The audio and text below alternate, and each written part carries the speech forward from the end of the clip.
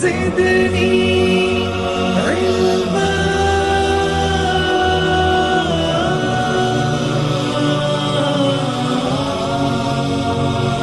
رب زدني علما.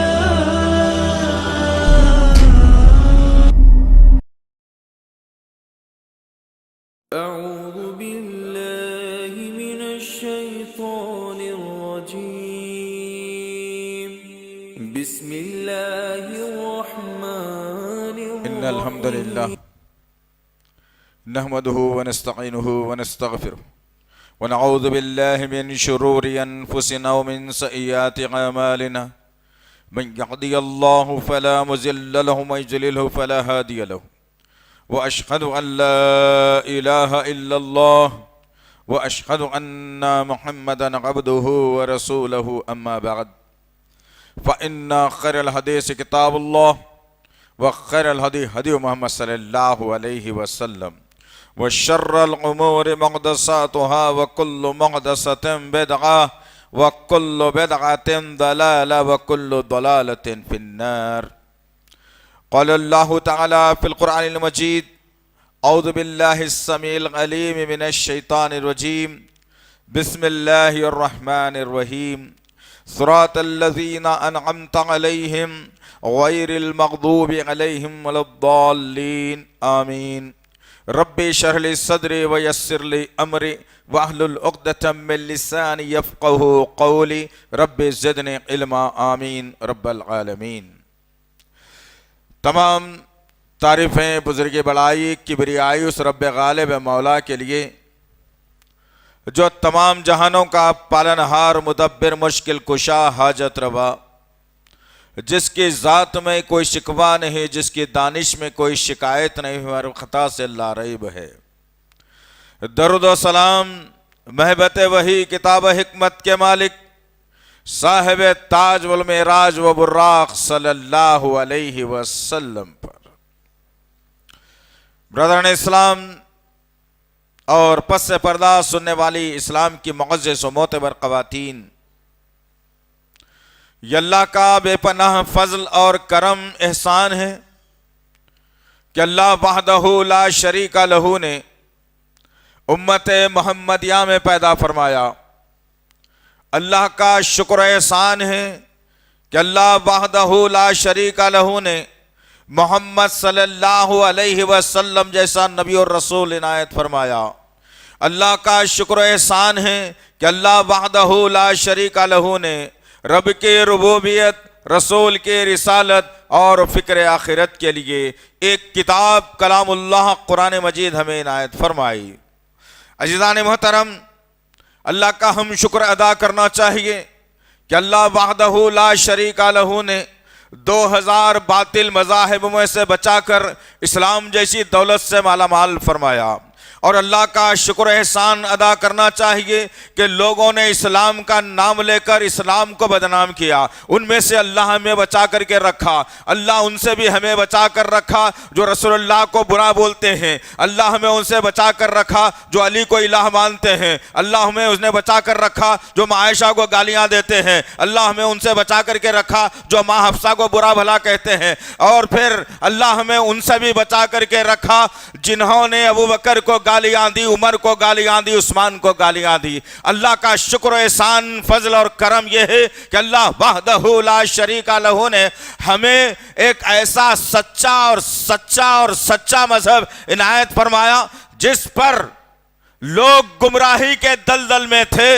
جب اس اصول اور اس پر کاربند ہوئے اور اسلام کی نعمتوں سے مالا مال ہونے لگے اور اسلام کے اصولوں کو لے کر جب چلنے لگے، اسلام کی اصولوں پر وہ کاربند ہونے لگے اور اپنی زندگیوں سے جہالت کو نکالا، فرقہ واریت کو نکالا، غصے کو نکالا، شراب اور سود کو نکالا، جھوٹ اور فریب کو نکالا، بے شمار بتوں کی پوجا کو نکالا، ایک اللہ کے طرف جنہوں نے آ کر کے اپنے آپ کو سرنڈر کر دیا تھا، اللہ وحدہ لا شریک لہ نے آج کے اس پرفتن دور میں ہمیں اس جماعت کے ساتھ جو ہے نا کر دیا جس جماعت کے متعلق اللہ نے کہا رضی اللہ عنہ و رضوا عنہ۔ وہ ایک ہی واحد جماعت تھی صحابہ کرام کی جن سے اللہ نے وعدہ کر لیا تھا کہ ہم تم سے راضی ہیں، وہ ہم سے راضی ہیں۔ اللہ اکبر، اللہ کا شکر احسان ادا کرنا چاہیے ہمیں کہ آج کے اس پرفتن دور میں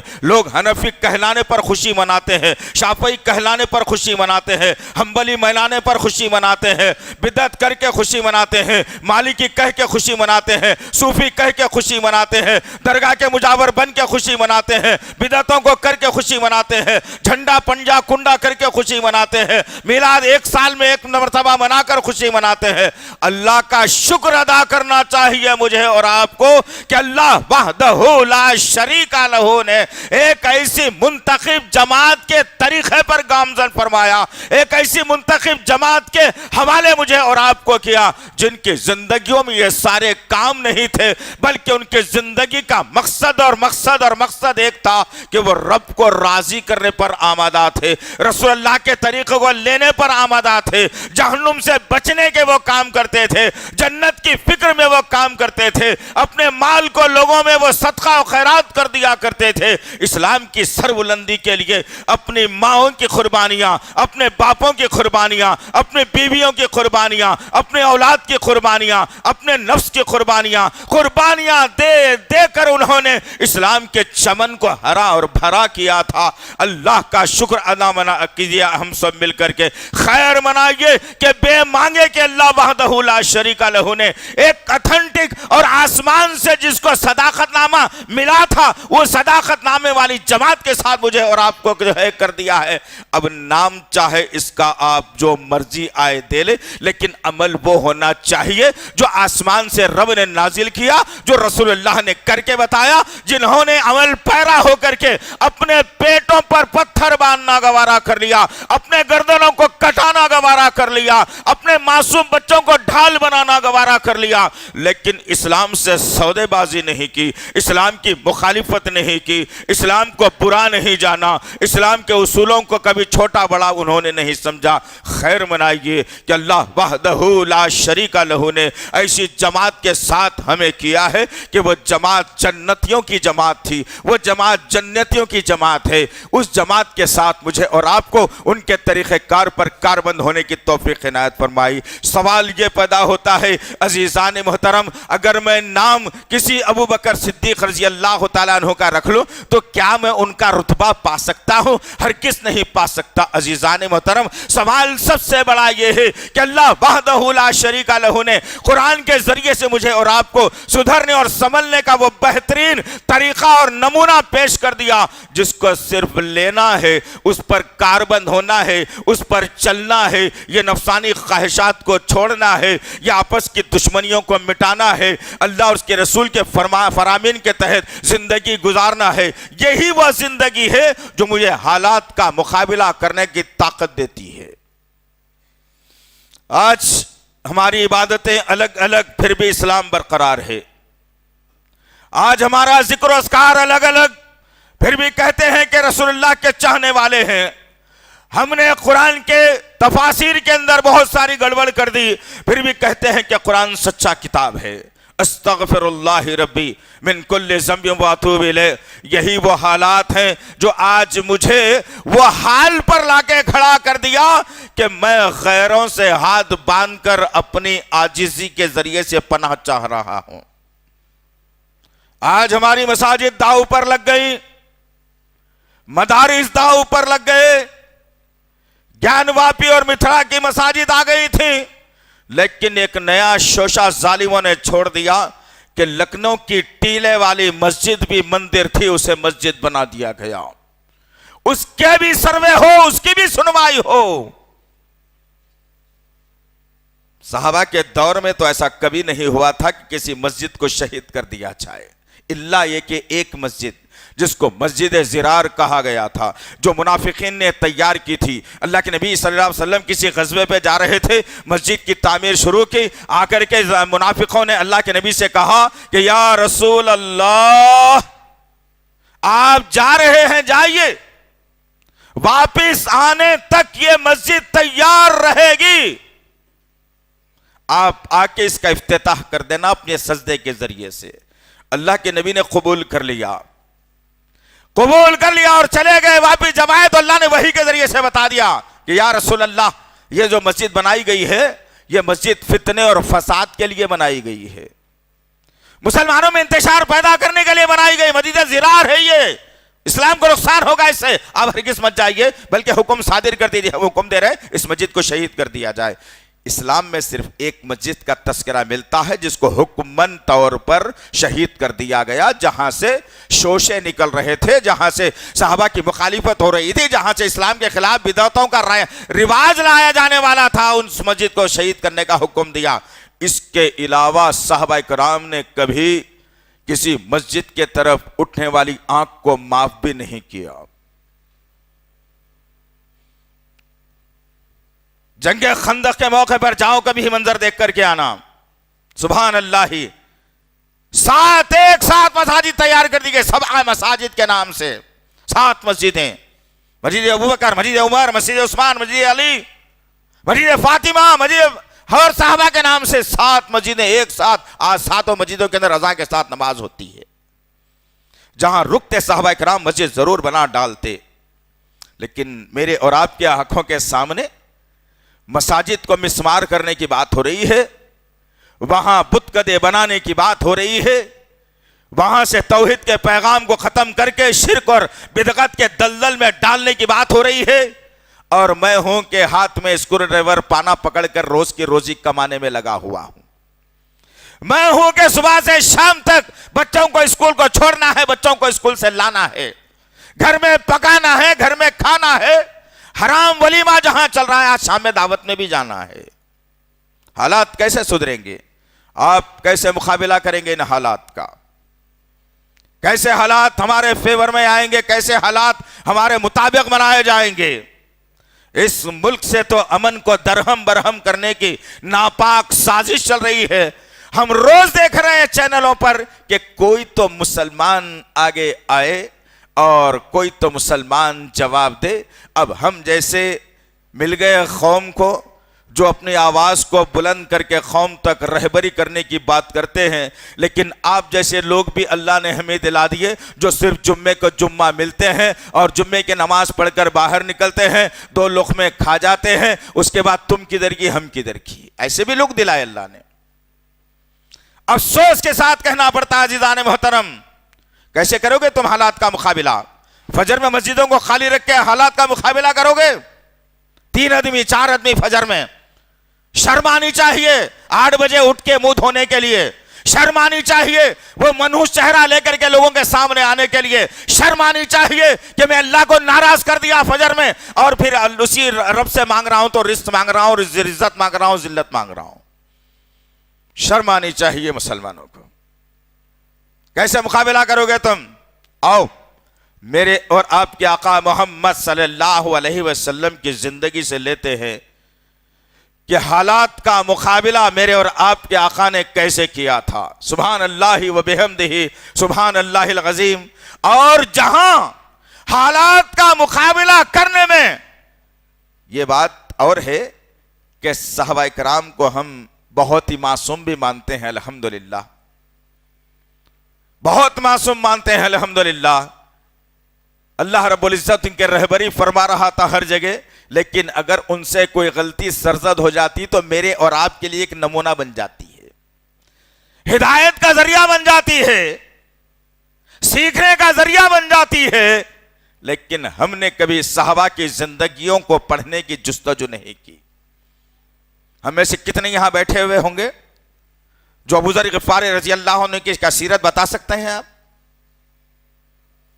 حضرت سماک جن کو اللہ کے نبی نے ابو دجانہ کا لقب دیا تھا، کس بنیاد پر سماک رضی اللہ تعالیٰ عنہ کو ابو جانا کا لقب کیوں دیا گیا تھا؟ کیا صفت تھی ان کے اندر یہ صفت کو لے کر وہ دشمنوں سے کیسے لڑتے تھے؟ کیا اب کبھی سیکھا ہے کبھی ہم نے بیٹھ کے؟ کبھی سنا ہے کبھی؟ نہیں۔ اجمیر والے کے قصے آئے تو کان کھول کھول کر کے سنیں گے، گلبرگے کی بات آئے تو یقین میں بدل جائیں گی، ہاں حفیظ پیٹ کی بات اگر آتی ہے تو کوئی اور مل جائے گا، خاصی پیٹ مل گیا تو سمجھو جنت میں چلے گئے آپ۔ حالات تو یہ بنا لیے نا ہم نے، پھر کہاں سے تمہارے اندر حالات سے مقابلہ کرنے کی طاقت آ سکتی ہے؟ کہاں سے تمہارے اندر وہ پنجڑیوں میں دم لا سکتے ہو؟ کہاں سے تمہاری کمر میں کھڑے رہنے کی طاقت پیدا ہوتی ہے تمہارے اندر؟ بزدل قوم، انقلابی رسول کی انقلابی قوم ہونے کے باوجود یہ بزدل قوم بنا دی گئی اسے۔ ہر آدمی اپنے اشارے پر نچانا چاہتا ہے اور ہم اشارے پر ناچتے بھی جا رہے ہیں۔ سیاسی طور پر ناچنے آ گیا ہمیں، مذہبی طور پر ناچنے آ گیا ہمیں، عقائد کے طور پر ناچنے آ گیا ہم نے کبھی یہ نہیں دیکھا کہ بھیا تم بتاتے ہو ضرور، لیکن کیا یہ بات قرآن میں موجود ہے؟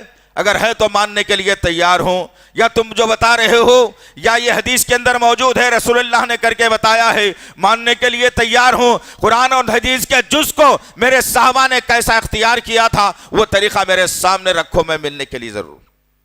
کیا ہم نے کبھی جرت کی بتائی ہے یہ؟ بس عجیب سا فلسفہ ہے مسلمانوں کا، عجیب سی سوچ ہے یہ مسلمانوں کی۔ آؤ ذرا دیکھتے ہیں، آج سوشل میڈیا کا دور ہے، چھوٹی چھوٹی بات آئیں بائیں شائیں لوگ بھی شیئر کرتے چلے جا رہے ہیں، اور لوگوں میں تفرقہ پھیلتا جا رہا ہے۔ میاں بیوی کے جھگڑے، عاشقوں کے جھگڑے، ناجائز تعلقات کے جھگڑے سوشل میڈیا کے ذریعے سے لا کر بتانا کیا چاہ رہی ہے یہ قوم؟ آخر ایسی قوم کا مقابلہ کرنے کے قابل بن سکتی ہے؟ ہرگز نہیں۔ 13 برس تک میرے صحابہ کرام نے جن مشکلات کا سامنا کیا، ہم نے بارہا ان کے واقعات کو سنا ہے۔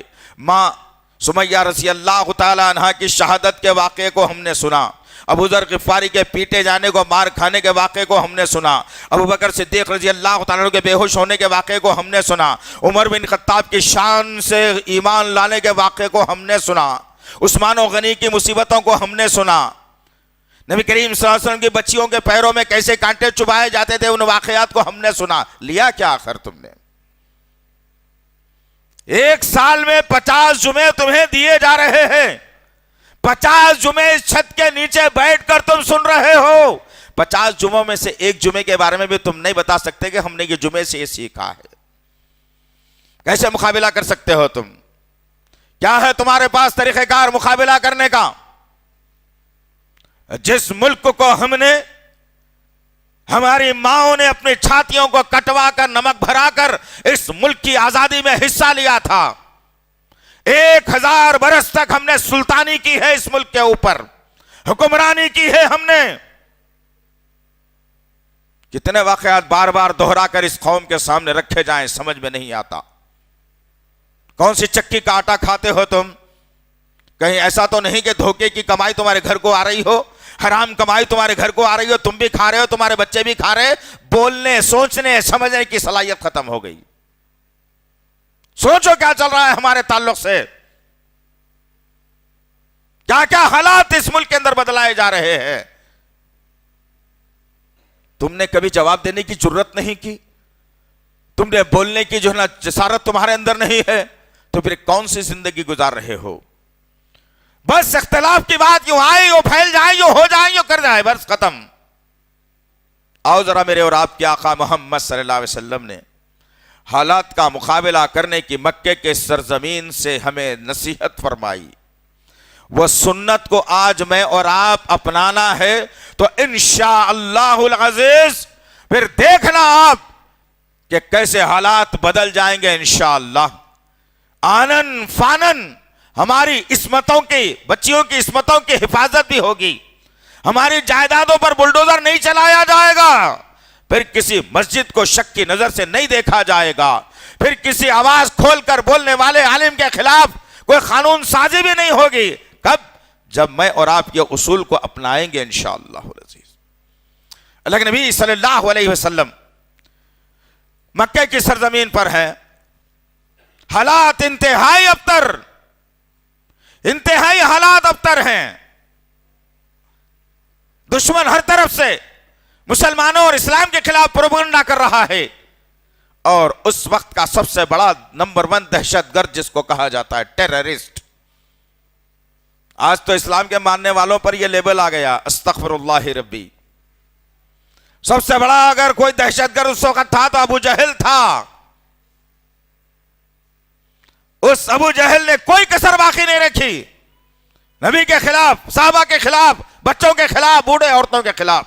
जो लोग इस्लाम कबूल करते उनकी घर वापसी का नारा जैसा आज कुछ बदखुमाश लोग लगा रहे हैं, कमजोरी की हालत में इनके ये ख्वाहिश कभी जिंदगी में पूरी नहीं हो सकती इंशाअल्लाह, बशर्ते कि मैं सही मोहम्मदी बन जाऊं, बशर्ते कि मैं सही अल्लाह का बंदा बन जाऊं, मेरे अकीदे से शिर्क और बिद्दत की गिलाजत खत्म हो जाए, मेरी सोच और फिक्र इबादतों के अंदर तौहीद आ जाए, हर जगह मैं कुरान की आयतों को बुलंद करता रहूं, मैं रसूलुल्लाह की सीरत को लेकर दंदनाते हुए माशरे में चलता रहूं, तब जाकर के सारे हालात बन सकते हैं। यही हालात, ऐसे ही हालात मक्के की सरजमीन पर, खतरनाक हालात। अल्लाहु अकबर। अल्लाह के नबी सल्लल्लाहु अलैहि वसल्लम ने एक मर्तबा अल्लाह की बारगाह में बैठ गए, और अल्लाह के नबी सल्लल्लाहु अलैहि वसल्लम अर्ज करते हैं कि मैंने 2 बड़े उस वक्त के जो दुश्मन थे उनमें से एक की हिदायत के लिए दुआ की। अल्लाहु अकबर। आज हमने कभी दुआ की है? अब आओ देखते हैं आगे हालात का मुकाबला करने का सलीका मेरे आका ने कैसे सिखाया। 2 दुश्मन, एक अबू जहल दुश्मन, एक उमर बिन खत्ताब दुश्मन, और ये दोनों सुपर पावर ताकतें मक्के की सरजमीन की, जिनका मुकाबला करना आए बाएं शाएं लोगों का काम नहीं था।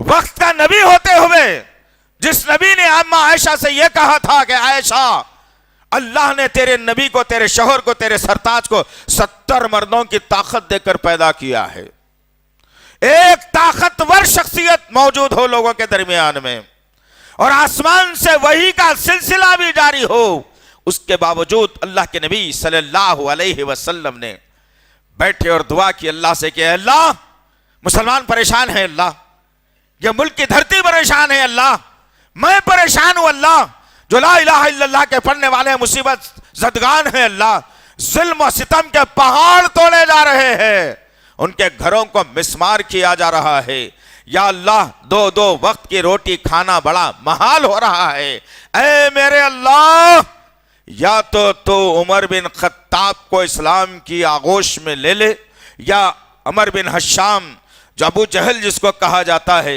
या 2 में से एक को इस्लाम के लिए चुन ले। मेरे आका ने पहला उसूल बता दिया हालात से मुकाबला करने का कि रब की बारगाह में सबसे पहले दुआ की जाए, दुआ की जाए सबसे पहले। अब अल्लाह के नबी सल्लल्लाहु अलैहि वसल्लम नीलगु आसमान की तरफ रात के अंधेरे में साएं साएं की दुनिया कर रही है, सारी दुनिया सो रही है, मेरे आका जागकर अपने जागे हुए रब के सामने नबूवत वाले हाथों को फैला दिया और दुआ कर ली कि अल्लाह 2 में से एक को इस्लाम के लिए चुन ले, मुसलमानों का भला हो जाएगा। वो रात थी, अंधेरा था, अब सूरज को तुलू होना था। एक सूरज रोज निकल रहा था जो जमीन को छूकर रोशनी में तब्दील कर रहा था, ठंडी में गर्मी और गर्मी में और गर्मी बढ़ा रहा था। लेकिन यह सूरज जो आज निकलने वाला था कि इनकलाबी सूरज था, इस्लाम को रोशन करने वाला सूरज था, साहबा की ढारस बनाने वाला सूरज था, नबी की दुआ को कबूल करने वाला सूरज था। अब सूरज तुलू हो रहा है, मेरे आका की निगाहें आसमान की तरफ थे, जमीन पर आई, अब इंतजार में है मेरे आका के मेरा रब मेरी दुआ कबूल कर चुका है और किसको चुनता है दोनों में से देखते हैं। वक्त गुजरा, हालात बदले, मेरे और आपके आका मोहम्मद सल्लल्लाहु अलैहि वसल्लम के कानों में लोगों ने ये रस घोल दिया और कहा, या रसूल अल्लाह, आपकी दुआ कारामद हो गई, खत्ताब का बेटा उमर इस्लाम में आ गया है। अल्लाह अकबर। क्या मैंने और आपने कभी इस मुल्क के हुक्मरान को इस्लाम में ला दे अल्लाह दुआ की है? कभी जिनके जहनों में इस्लाम के खिलाफ फतूर है, जो जुल्म बर्बरियत का नंगा नाच ریاستوں سے تمام تر ملک کے اندر کھیل رہے ہیں. یا اللہ ان کو اسلام کی آغوش میں پناہ دے دے. یا اللہ بہتر ہے کہ یہ اسلام میں آ جائیں تو صحیح ہوگا. اگر یہ اسلام ان کے لیے اگر نہیں ہے مقدر میں تو اللہ تیرا فیصلہ تو جانے. ہم نے کبھی دعا کی ہے حقیقی طور پر بولنا؟ کبھی دعا کی ہے کسی ایک رات کو اٹھ کر ارے 5 وقت کی نمازیں ہم سے پوری نہیں ہوتی تو کیا خاک تہجد میں اٹھیں گے ہم؟ فجر پڑھ لی تو ظہر چھوڑ دی, ظہر پڑھ لی تو عصر چھوڑ دی, عصر چھوڑ دی تو عشاء تو آئے بائشائیں ہو گئی. یہ حالات کے اندر ہم کس کے لیے کیا دعا کرتے ہیں؟ دعا کرو, بیٹھ جاؤ اللہ کی بارگاہ میں. اے اللہ جتنے مکانات توڑے جا رہے ہیں اللہ وہ بنوانے کا انتظام انہی ظالموں سے کروا دے, یا پھر ان کو اسلام کی آغوش میں جگہ دے کر اللہ انہیں مسلمان بنا کر مسلمانوں کا ہمنوا ہمدرد بنا دے. دعا کرو, حق ہے تمہارا. یہ اگر نہیں کریں گے تو اللہ پھر پوچھے گا, اللہ سوال کرے گا کہ میرے نبی کی سنت تو یہ تھی حالات سے مقابلہ کرنے کی. حالات کا مقابلہ کرنے کے میرے نبی نے ایک سنت بتائی تھی کہ سب سے پہلے اللہ کی بارگاہ میں دعا کر لی جائے. 13 برس تک اللہ کے نبی صلی اللہ علیہ وسلم مکے کی سرزمین پر ہیں. دھیرے دھیرے کشاں با کشاں مسلمان اسلام کی آغوش میں پناہ لے رہے ہیں. تعداد بڑھ رہی ہے, 40 کی تعداد ہوئی. عمر بن خطاب نے اسلام قبول کر لیا. دھیرے دھیرے مسلمانوں کی تعداد بڑھی. اللہ کے نبی صلی اللہ علیہ وسلم نے حالات سے مقابلہ کرنے کا ذریعہ یہ بھی بتایا کہ جہاں ظلم ہو رہا ہے اس علاقے کو چھوڑ کر ہجرت کر لی جائے. سب سے پہلی ہجرت میرے نبی نے کروائی. 25 آدمیوں کی ہجرت ہوئی جس میں عثمان بن عفان بھی شامل ہے, جس میں رقیہ رضی اللہ تعالیٰ عنہ آپ کی چہیتی بیوی بھی شامل ہے. حبشہ کی طرف آپ رخ کرتے ہیں اور حبشہ میں وقت گزارتے ہیں. ایک عیسائی ملک سے پناہ لی گئی اور اس بادشاہ سے بات کر کے اللہ کے نبی نے کہا یہاں کے حالات کربناک ہیں, تم لوگ جھیل نہیں سکتے, اس کا مقابلہ کرتے ہیں, بہتر ہے کہ تمہارے دلوں کو تھوڑا اطمینان ہو اور حبشہ کی طرف ہجرت کر کے جاؤ. میرے آقا نے بتا دیا کہ حالات کا مقابلہ کرنا ہے, دشمن کو پسپا کرنا ہے, حالات کا رخ بدلنا ہے, اسلام کے جھنڈے کو بلند کرنا ہے, مساجد سے آوازوں کو ہمیشہ جاری و ساری رکھنا ہے, تو پھر یاد رکھنا ان اصولوں کو اپنانا پڑے گا. دوسرا اور طریقہ میرے اور آپ کے آقا محمد صلی اللہ علیہ وسلم نے حالات کا مقابلہ کرنے کا سکھایا, اور یہی ٹیکنک میرے رسول صلی اللہ علیہ وسلم کی اتنی کارآمد ثابت ہوئی کہ کل تک جن کو مکے کی سرزمین سے ڈھکیل کر نکالا گیا تھا, جن کے املاک کو لوٹ لیا گیا تھا, جن کے گھروں کو مسمار کر دیا گیا تھا, جن کی اولادوں کو چھین لیا گیا تھا, جن کی سواریوں کو روک لیا گیا تھا, جن کے پیروں سے چپلوں کو نکال لیا گیا تھا, صرف تہبند کے اوپر مدینے کا سفر کرنے پر مجبور کر دیا گیا تھا, چند ہی سالوں کے بعد میرے نبی کی ٹیکنک نے اتنا کام کر دیا کہ جہاں سے نکالے گئے تھے رسوا کر کے اسی سرزمین کا بادشاہ بنا کر اللہ کے نبی کو بھیجا جا رہا ہے. حالات کا مقابلہ کرنے کے لیے 6 مقدموں سے کام نہیں چلے گا. چبوتروں پہ بیٹھ کے میٹنگاں لگانے سے کوئی حل نہیں ہوگا. زردے کا پان کھا کے دعا کرنے سے دعا قبول نہیں ہوگی. 2 ہونٹوں کے درمیان میں سگریٹ کو اڑا کر اللہ ہے نہ کہنا یہ تمہارے عقیدے میں کام نہیں آئے گا. 2 چلو شراب پی کر تھکن اتارنے پر تمہاری عبادتیں قبول نہیں ہوگی. کیا کیا چیزیں تمہارے سامنے رکھ دی جائیں جو اسلام نے بتائی ہے, کیسے یہ قوم حالات کا مقابلہ کرنے کے لیے تیار ہے. ہم کہتے ہیں تو لوگ کہتے ہیں کہ ایسا مت کہو, یہ قوم کو اٹھائے تو کون؟ بلی کے گلے میں گھنٹا کوئی تو بننا چاہیے.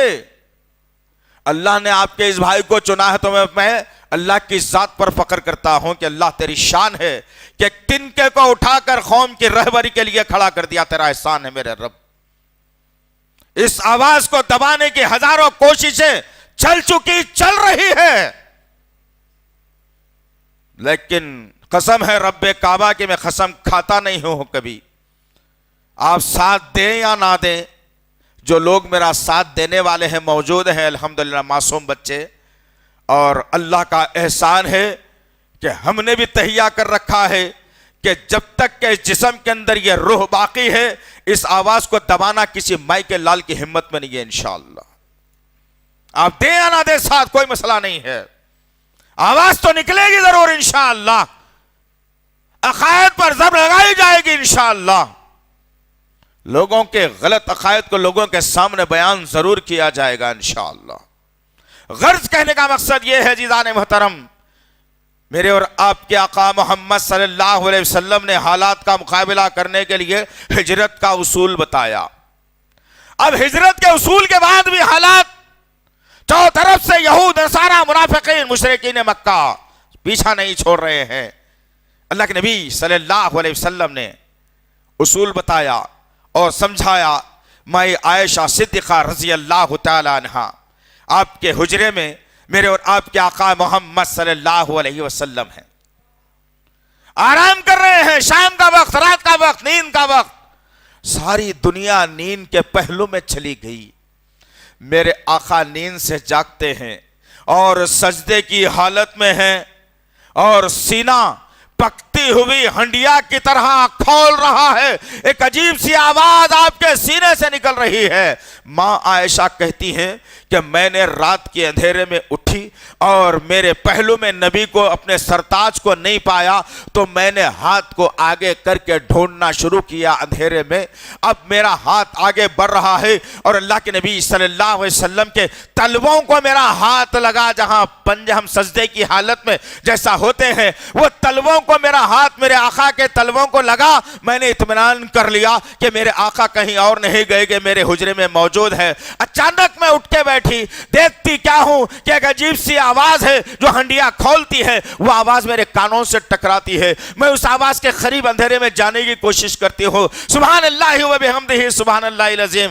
یاد رکھنا عزیزان محترم، یہ تمام اصول کو میں اور آپ اپنائیں گے تبھی تو اللہ رب العزت حالات کا مقابلہ کرنے کا جذبہ بھی دے گا اور حالات کو ہمارے موافقت بھی کر کے رہے گا انشاءاللہ۔ اللہ اپنے ماننے والوں کو، اپنے نبی کے ماننے والوں کو کسی دشمن کے حوالے کر کے خاموش نہیں بیٹھتا، بشرطے کہ میں اس کے قابل بن جاؤں انشاءاللہ۔ غرض کہنے کا مقصد یہ عزیزان محترم، ماں عائشہ صدیقہ رضی اللہ تعالیٰ عنہ فرماتی ہیں کہ میرے ہاتھ جب نبی کے تلووں کو لگے تو میں نے اطمینان حاصل کر لیا اور میں اٹھ کے بیٹھ گئی اور نبی کی وہ آواز کے قریب اپنے کانوں کو لے جانے لگی۔ میں کیا سنتی ہوں کہ ساری دنیا سو رہی ہے، مجھے بھی نیند آ گئی، لیکن میرا سرتاج سجدے کی حالت میں ہے اور سبحان ربی الاعلیٰ کے بجائے میرا سرتاج اپنی امت کے لیے دعا مانگ رہا ہے، کہہ رہا ہے میرا سرتاج اپنے رب سے کہ یا اللہ میرے امتی، یا اللہ میرے امتی، یا اللہ میرے امتی۔ کون سے امتیوں کی بات کی میرے نبی نے؟ میرے اور آپ کے تعلق سے تو بات تھی، میری اور آپ کی سوچ کے لیے تو بات تھی، لیکن یہ امتی بے نمازی، یہ امتی جمعے کو مسجدوں میں پھرنے والی، یہ امتی پینچوں کو لٹکانے والی، یہ امتی بغیر داڑھی کے رہنے والی، یہ امتی جو دھوکہ دینے والی قوم ہو، ایسے امتی کے بارے میں نبی نے دعا کی تھی، کبھی سوچ لو اچھے طریقے سے۔ جب دعا کی تو صحابہ کرام کی جماعت بھی موجود تھی، اللہ نے انہیں کسی کے سامنے جھکنے نہیں دیا الحمدللہ۔ 313 کی تعداد نے 1000 کے لشکر کو پچھاڑ کر دنیا کو بتا دیا کہ نبی نے جو سجدے میں دعا کی تھی میرے امتی، آج کارآمد ہو گئی، وہ ثابت ہو گئی۔ آج کیا ہو گیا؟ اس ملک کی دوسری بڑی قوم ہو تم، کوئی معمولی بات نہیں ہے، یاد رکھنا اس بات کو۔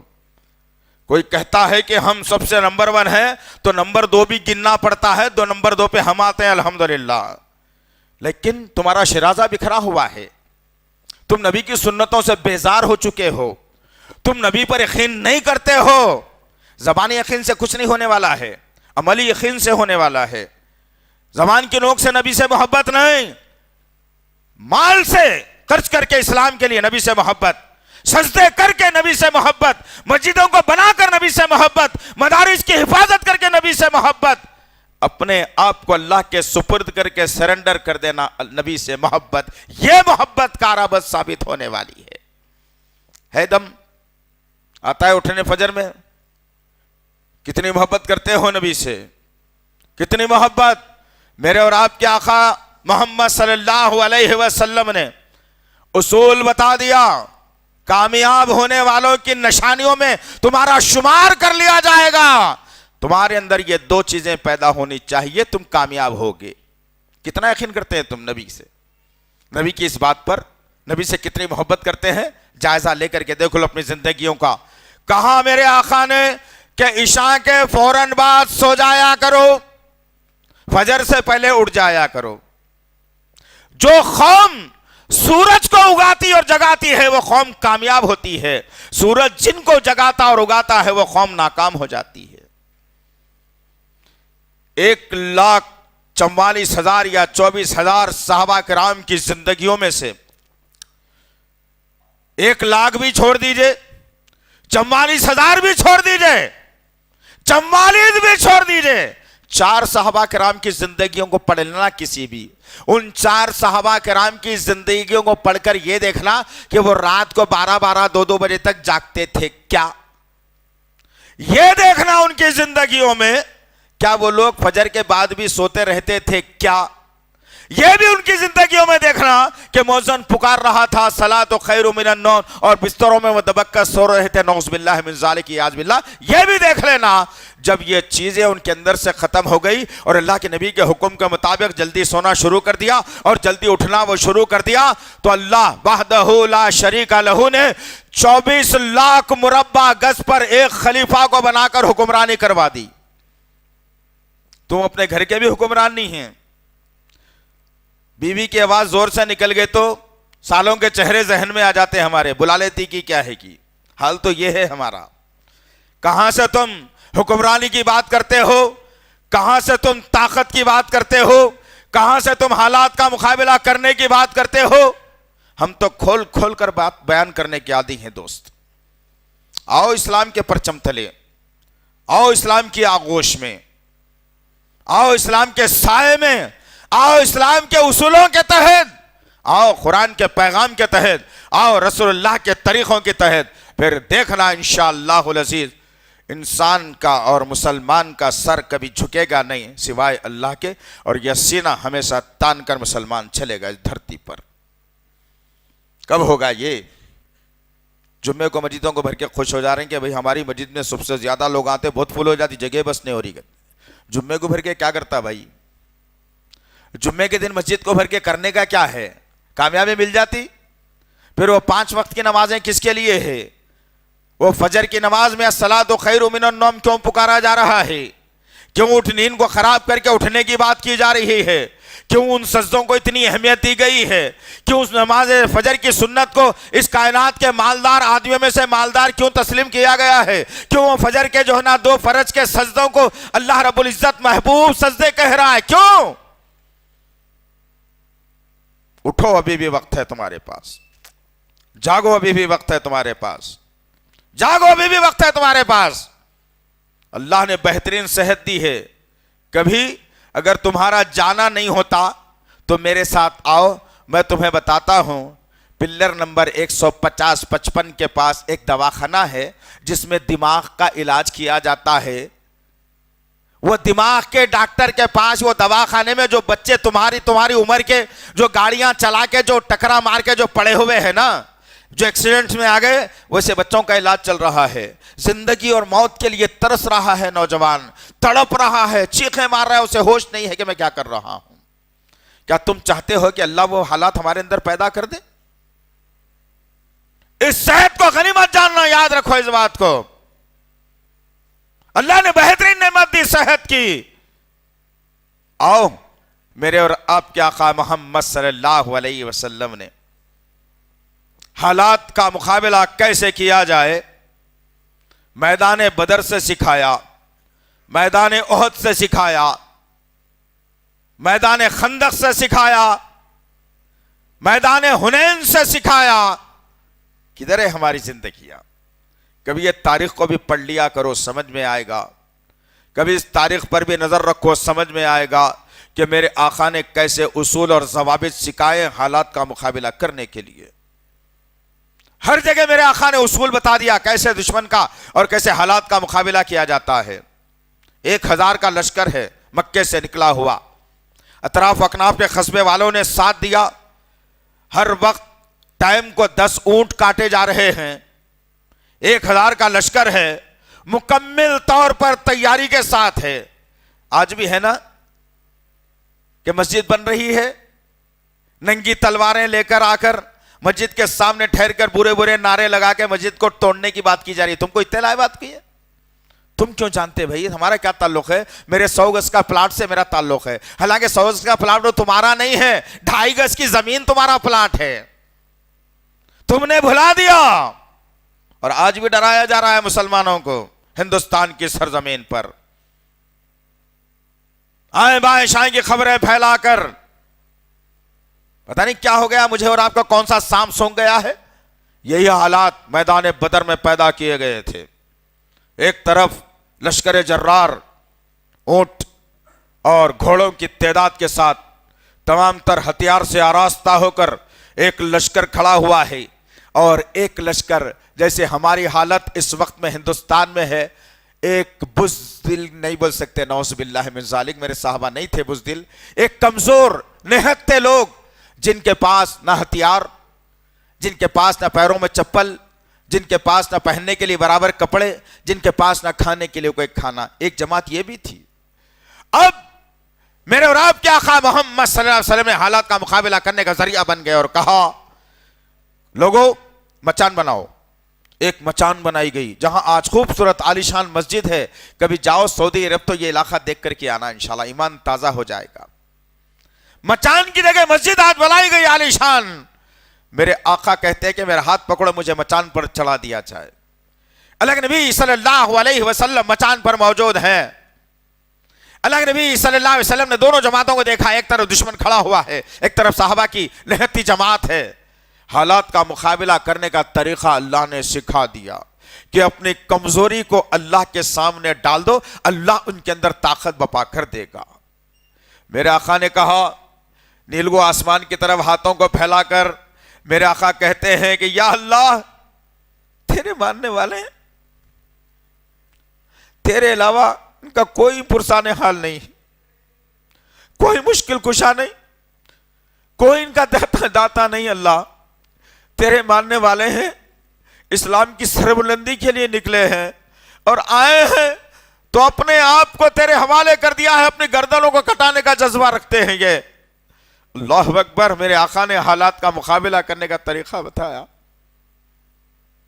اور اللہ کے نبی صلی اللہ علیہ وسلم اللہ سے دعا کر رہے ہیں کہ اللہ یہ نکلی ہے نہتی جماعت، میرے رب ان کی لاج رکھ لے، ان کی لاج رکھ لے میرے اللہ. سب کو چھوڑ چھاڑ کے آئے ہیں، یہ لٹے پٹے ہیں میرے اللہ، یہ غریب ہیں، تیرے اسلام کو بچانے نکلے ہیں یا اللہ. اگر یہ لوگ ہار جاتے ہیں، پسپا ہو جاتے ہیں، ختم ہو جاتے ہیں تو پھر قیامت تک تیرے اسلام کا نام لینے والا کوئی نہیں رہے گا. ان کی ہمت افزائی کرتے. اللہ نے آسمان سے جبرائیل کو بھیجا اور کہا یا رسول اللہ غم نہ کیجئے، حالات آپ کے مقدر میں لائے جائیں گے انشاءاللہ. زمین و آسمان چشم فلک اس منظر کو دیکھے گا. اور ہوا یہی کہ معمولی 313 کی جماعت نے 1000 کے لشکر کو ایسا پسپا کر دیا کہ قیامت تک ان کے چرچوں کے بارے میں آج کے بڑے بڑے جنرل اور کرنل ملکوں کے ان کی تاریخ پڑھ کے سوچتے ہیں کہ یہ نہتے لوگ کامیابی کیسے حاصل کر لی. اس قوم کے جاننے اور ماننے والے ہو یار تم لوگ. دکھ ہوتا ہے، مسلمان کمزور نہیں، دکھ ہوتا ہے اندر سے. اپنے نوجوانوں کو دیکھتا ہوں، اپنے نوجوان بہنوں کو دیکھتا ہوں تو دل میں سے ٹھیس پہنچتی ہے کہ کہاں میری ماں بہن فاطمہ تھی جنہوں نے کبھی غیر مرد کو اپنے نگاہوں سے نہیں دیکھا، جن کی آواز کو سننے کے لیے لوگ ترس جایا کرتے تھے. آج وہی فاطمہ رضی اللہ تعالی عنہ کی بہن سڑکوں پر بے پردہ ہو کر لوگوں کے بغلوں میں ہاتھوں میں ڈال کر گھومتی ہے اور کہتی ہے کہ میں مسلمان ہوں. نعوذ باللہ من ذالک، یعوذ باللہ. دیوس مرد ہو گئے ہیں اصل میں، مرد دیوس، عورتوں کی تجارت کھانے والے والے مرد ہو گئے آج کے، اس لیے تو یہ حالات پیدا ہو گئے۔ اب پھر ایک نیا ولولہ ہوگا۔ اسلام جو نہیں چاہتا وہ کر کے مسلمان خوش ہوتا ہے، تالیاں پیٹتا ہے، واہ واہ کرتا ہے۔ اب ضرب جب ہم جیسے لوگ لگاتے ہیں تو ہم پر لعن اور طعن کیا جاتا ہے کہ یہ تو اسلام کے خلاف ہے، یہ فلانے ہیں، یہ ایسے ہیں۔ اس لیے کہہ رہا ہوں دوستو کہ کل ایک رات آنے والی ہے جس کو جاگنے کی رات بھی کہا جاتا ہے، حالانکہ اسلام سے اس کا کوئی تعلق نہیں ہے۔ ہم باقی ذرا کہیں گے یہ بات، بار بار کہی ہے، بار بار کہیں گے، کہتے جائیں گے جب تک سانس ہے ہماری۔ اس کا اسلام سے کوئی تعلق نہیں۔ اس کا اسلام سے تعلق ہوتا تو میرے آقا حکم دیتے یہ کہ کرنا ہے تو کرنا ہے تمہیں، ایسی عبادتیں کرنا ہے تمہیں، ایسے احکامات جاری کرنا ہے تمہیں۔ لیکن ہوتا کیا ہے، کل کی رات آتی ہے تو ہوٹلاں والے، پان کے ڈبے والے، ٹھیلے بنڈی والے جشن مناتے ہیں کہ چلو آج تو کاروبار زیادہ ہوگا۔ استغفر اللہ۔ اور وہ منچلے نوجوان جن کو اسلام سے دور دور کا تعلق نہیں ہے، مسلمان اپنے آپ کو بتا کر سڑکوں پر گاڑیاں دندناتے پھرتے ہیں، ایک دوسرے کے ٹکر کھاتے ہیں، لڑائی بھی ہوتی ہے، جھگڑا بھی ہوتا ہے، اس کو نام دے دیا گیا عبادت کا اور اس کو بنا دیا گیا جگنے کی رات۔ اب یہ نئی جگنے کی رات کیا ہے؟ مسلمان تو سال کے 365 دن جگ رہا، دعوتیں رات رات کی 2 ڈھائی بجے تک ہو گئی۔ تو بہرحال بتانے کا مقصد یہ ہے کہ یہ سب کام مسلمان غلط کر کے اپنے رب سے مانگنے پر آمادہ ہے، رسول اللہ کے طریقے کو چھوڑ کر بدعت پر خوشی منا کر اپنے آپ کو جنتی بتانے کی کوشش کر رہا ہے۔ ممکنات میں سے نہیں ہے۔ عزیزان محترم، ہم بارہا آپ لوگوں سے یہ التماس کرتے ہیں، ہم بارہا آپ لوگوں سے یہ بات کرتے ہیں اور واقعات کو آپ کے سامنے رکھتے ہیں، لیکن پتہ نہیں کیا آپ کو ہو گیا ہے، نہیں معلوم۔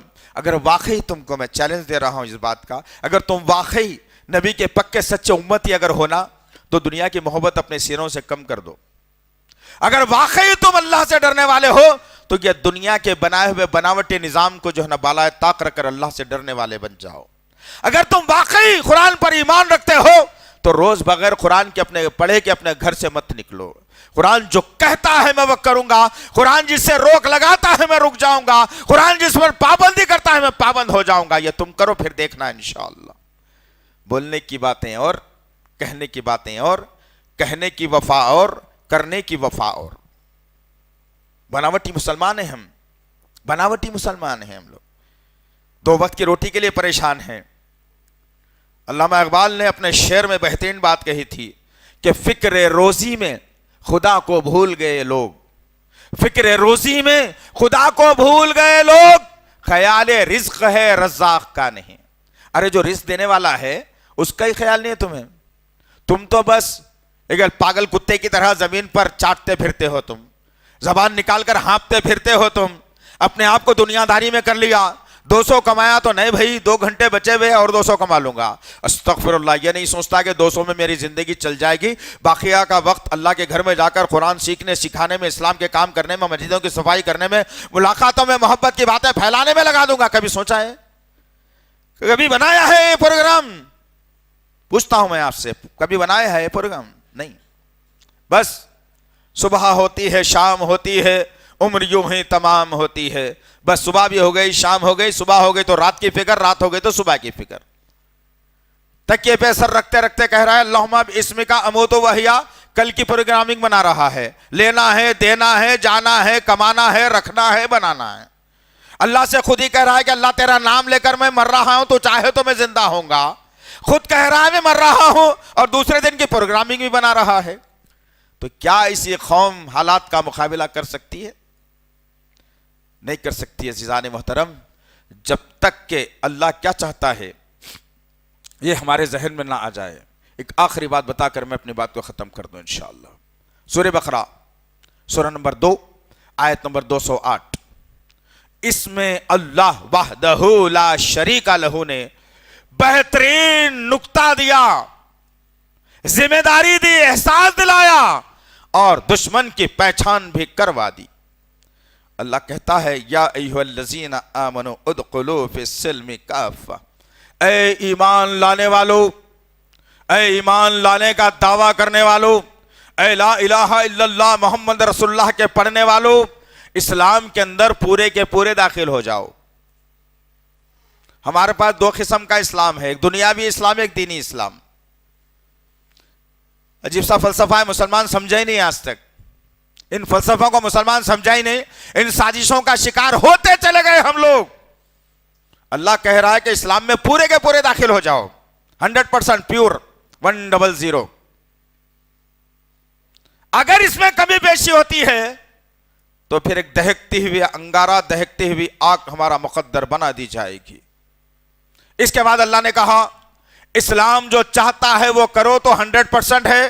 اب چلتا بھائی، اب اتنا بھی سخت نہ کو بناؤ، اتنی بھی اسٹرنگ نہ کو، تھوڑا بہت ایسا بھی کرنا پڑتا، ناپتے وقت 1 انچ چھوٹی کرنا ہی پڑتا، کمائی اسی میں ہے، تولتے وقت آدھی چھٹاک کم دینا پڑتا، کمائی اسی میں ہے۔ اگر یہ ذہن رکھتے ہیں تو اللہ نے کہا وَلَا تَتَّبِعُوا خُطُوَاتِ الشَّيْطَانِ إِنَّهُ لَكُمْ عَدُوٌّ مُبِينٌ۔ اگر یہ کام تم کرتے ہوئے اسلام چھوڑ کر فجر کی نماز میں اٹھے تو کیا ہے، ذرا دن میں سستی رہتی بھائی، نیند پوری نہیں ہوتی نا، اب کیا کریں گے وہ لوگ، کمانا بھی تو ہے، جورو بچوں کو کھلانا بھی تو خدا ہے، اپنے آپ میں ذمہ داری لیا، فرعون بن گیا تو، نمرود ہے تو، جو یہ سوچ رہا ہے کہ میں کما رہا ہوں تو میرے بیوی بچے کھا رہے ہیں، تو فرعون سوچتا تھا یہ۔ میرے ابوبکر صدیق نے نہیں سوچا ایسا، میرے عمر بن خطاب نے نہیں سوچا ایسا، ہر چیز لائی اور اسلام کے لیے دونوں ہاتھوں سے دھڑلے سے دے دی۔ پھر اللہ پر توکل ہو گئے کہ اللہ سب کچھ دے دیا ہوں، میرے گھر میں رزق پہنچانا تیری ذمہ داری ہے۔ یہ مسلمانی، ادخلوا فی السلم کافہ۔ آج تو مت کے مسجد کے غلے میں 200 لوگوں میں سے 50 لوگ بھی نہیں ڈالتے پیسے، پھر 150 لوگوں کے جیبوں میں ہے، سو پیسے کیا ہے وہ غلط پیسے ہے کیا؟ وہ تمہارے نہیں ہے، وہ اسلام کے لیے نہیں ہے، وہ عجیب سا فلسفہ ہے۔ مسجدیں ادھوری پڑی ہوئی ہیں، جہاں لوگوں کو نماز کے لیے تکلیف ہو رہی ہے، زمینیں خریدی جا رہی ہیں، بھیک مانگا جا رہا ہے، بار بار دھوپوں میں ادھر ادھر پھر کے پیسے جمع کیے جا رہے ہیں۔ یہ حال تو ہمارا ہے۔ کوئی بندہ یہ نہیں کہتا کہ بھائی ایک جگہ زمین لیا تھا گھر بنانے کے لیے، گھر تو آلریڈی موجود ہے لیکن لے لیا تھا، آ گئی تھی، چلو اللہ کا گھر بن رہا ہے، یہ 200 گز کی زمین بیچ کے پورے پیسے لگاتے رہو مسجد کو۔ کوئی ہے اللہ کا بندہ؟ اما ہاں ایک کام ضرور کریں گے، وَلَا تَتَّبِعُوا خُطُوَاتِ الشَّيْطَانِ۔ بیٹی کو جہیز دینا ہے، دیکھو اب سب سے اعلیٰ رہنا میری بیٹی کا جہیز۔ پرسوں شادی بھی خاندان میں ایسا دیے تھے، جہاں ہے کیا اس کے فوٹواں نہیں، اس سے اعلیٰ دیں گے۔ استغفر اللہ، حرام کمائی حرام میں ہی جائے گی، جیسا کماتا ہے انسان اس کے پیسے ویسے ہی حرام میں جاتے ہیں۔ حلال کا جو کماتا ہے اس سے تکلیف ہوتی ہے دل سے کہ ہائے میرے پیسے کہیں اور جگہ چلے جا رہے ہیں، بڑی مشکل سے کمایا ہے۔ سوچ لو ہماری زندگیوں کا مقصد کیا ہے، کیا تھا، کدھر جا رہی ہے دوستو زندگی؟ نام اللہ اور اس کے رسول کا، کام کسی اور کا۔ ہم نے خطبہ مسنونہ کے بعد سورۃ فاتحہ کی 2 آیتوں کا انتخاب کیا۔ پہلی آیت کہتی ہے صراط الذین انعمت علیہم، ہم دعا کر رہے ہیں اللہ سے، یا اللہ ان کے رستے پہ چلانا، ابوبکر صدیق کے، نبیوں کے، صالحین کے، شہداء کے، ان کے رستے پہ چلانا میرے پاک پروردگار مجھے۔ اور اللہ میں دعا کر رہا ہوں کہ غیر المغضوب علیہم ولا الضالین، آمین۔ یہود و نصارہ، اسلام کے دشمن، اسلام کے جو منافقین ہیں، اللہ ان کے رستے پہ مجھے نہیں چلانا۔ دعا کر رہا ہوں۔ اب یہ 2 آیتیں پڑھ کے اپنی زندگی کا محاسبہ کرنا کہ میں ایمان والے کے رستے پہ ہوں یا ایمان کا نام لے کر دشمنوں کے رستے پہ ہوں، یا آپ کے ہاتھ میں۔ اللہ سے دعا ہے کہ اللہ وحدہ لا شریک لہ، جو کچھ بھی کہا گیا ہے کہنے والے کو، سننے والوں کو صحیح طور پر عمل کرنے کی توفیق عنایت فرمائے۔ یا اللہ فجر سے لے کر عشاء تک 5 وقت کی نماز پڑھنے والا ہمیں بنائے میرے پاک پروردگار۔ یا اللہ قرآن نہیں آتا قرآن کا سیکھنے والا بنا دے میرے غفور رحیم۔ یا اللہ نے تو نے دولت سے نواز دیا ہے، میرے مقدر میں دولت تھی، اللہ اس دولت کو اسلامی کاموں کے لیے استعمال کر لے میرے پاک پروردگار۔ یا اللہ ہر سازش سے ہماری حفاظت فرما میرے پاک پروردگار، ہر دشمن سے پناہ چاہتے ہیں تیری میرے غفور رحیم۔ یا اللہ ہماری مساجد کی حفاظت فرما، ہمارے مدارس کی حفاظت فرما، ہمارے حفاظ کی حفاظت فرما، ہمارے علماؤں کی حفاظت فرما، ہمارے مؤذنین کی حفاظت فرما۔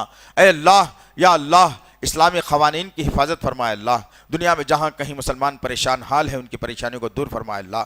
یا اللہ ترکی کے سرزمین کے اوپر جو خطرناک زلزلہ آیا ہے جس سے کئی رشتے ختم ہو گئے، کئی اولادیں یتیم ہو گئیں، کئی عورتیں بیوہ ہو گئیں، کئی مرد اپنے بیویوں سے جو ہے نا جدا ہو گئے، اپنے ماں باپ سے ہو گئے، یا اللہ جتنے لوگ اس ملبے کے اندر دب کر مرے ہیں اللہ انہیں جنت میں اعلیٰ سے اعلیٰ مقام عطا فرمائے اللہ۔ جو بچے بچ گئے ہیں میرے اللہ، بچیاں بچ گئی ہیں میرے پاک پروردگار، انہیں دین کی مجاہد بنا دے میرے پاک پروردگار۔ یا اللہ اسلام کا داعی انہیں بنا دے اللہ، اسلام کا حافظ انہیں بنا دے میرے پاک پروردگار۔ یا اللہ یہ اگر کسی قسم کی سازش ہے جو مسلم ملکوں کو تباہ کرنے کے لیے اٹھائی جا رہی ہے، یا اللہ کوئی غیر سازش بن رہا ہے، ہم نہتے ہیں میرے پاک پروردگار، لیکن ماننے والے تیرے ہیں اللہ، تیرے گھر میں بیٹھ کر ان الفاظ کو تیرے تک پہنچا رہے ہیں میرے پاک پروردگار۔ یہ کوئی سازش ہے اگر ترکی اور شام کے خلاف میں، تو اے اللہ ان سازش کرنے والوں کا پردہ فاش کر دے۔ یا اللہ جس طریقے سے بلک بلک کر لوگ آج چیخے مار کر 0 ڈگری میں رو رہے ہیں اللہ، ان ظالموں کے گھروں میں بھی کوہرام مچا دے میرے پاک پروردگار۔ ہمارے دلوں کو ٹھنڈا کر دے میرے اللہ، ہمارے ذہنوں کو ٹھنڈا کر دے میرے اللہ، ہمارے کانوں کو ٹھنڈا کر دے میرے اللہ۔ یا اللہ تجھ کو تیرے تمام ناموں اور صفات کا واسطہ ہے، ہماری دعاؤں کو قبول فرما، ہماری دعاؤں کو قبول فرما، ہماری دعاؤں کو قبول فرما۔ ربنا تقبل منا انك انت السميع العليم وتب علينا انك انت التواب الرحيم وصلى الله تعالى على خير خلقه محمد وعلى اله وصحبه اجمعين برحمتك يا ارحم الراحمين والحمد لله رب العالمين۔ مزید علماء اور مقررین کے بیانات سننے کے لیے ہمارے YouTube چینل کو سبسکرائب کیجیے۔ جزاک اللہ۔